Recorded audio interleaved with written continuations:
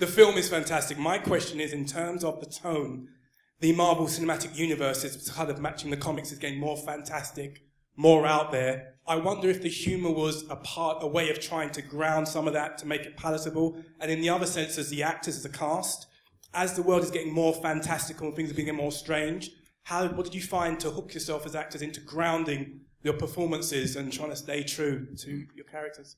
Grounded. How I ground my an immortal dark elf who existed before the time began. How I ground my performance out. They'll tell you. They had to suffer.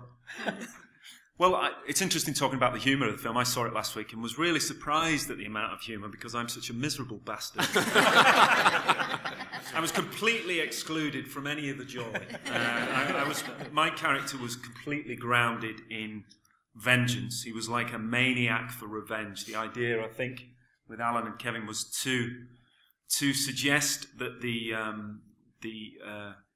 Dark Elves were as ancient a race as the Asgardians and had a history, which is why we gave them a language, and had a culture, but most of all they had a grudge, which they had slept on for millions of years. What's interesting about the film is it does have a variety of tones, and myself and Ada Worley, who unfortunately is not here, who played Algrim and Curse, our job was to bring the threat and the menace and the jeopardy, so we ground it in bitterness. Well, you said earlier that you had to get up at 3 a.m. to put your costume on, yeah. and you were so bitter and angry by the time that was over that you just carried that on. Yeah. My makeup call was about 3 o'clock. I was in the chair about 4 o'clock, 10 o'clock I hit the set, so I was not a happy elf. Chris did actually touch on this a little bit earlier, but I'm interested because, well, you know, people say conflict is drama, and Malekith is the antagonist here, but we keep talking still about the brothers and the romantic dynamic. What's really the dynamic with Malekith, and what's it mean? What's the point of that storyline here, do you all think? What is the point of my story? I mean that in the best possible way. That's what I said to my agent. That's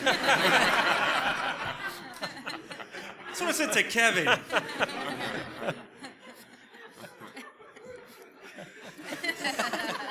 The point of my storyline is for me to get paid. Point of my storyline, I'm repeating myself slightly, it's vengeance. He is a maniac for vengeance. There were some scenes which, for understandable reasons, didn't make the final cut, which explain a bit of a backstory between me, my ancestors, and Bor, who is Odin's father.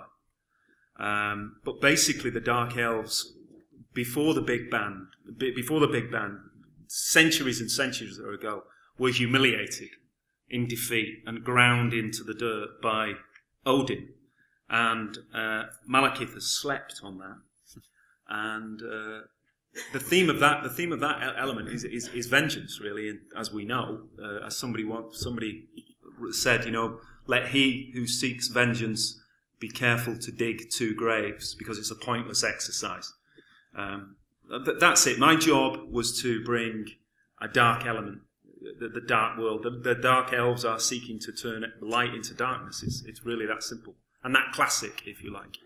And we needed that in a movie where our villain from Avengers, we wanted to play in a slightly more ambiguous way.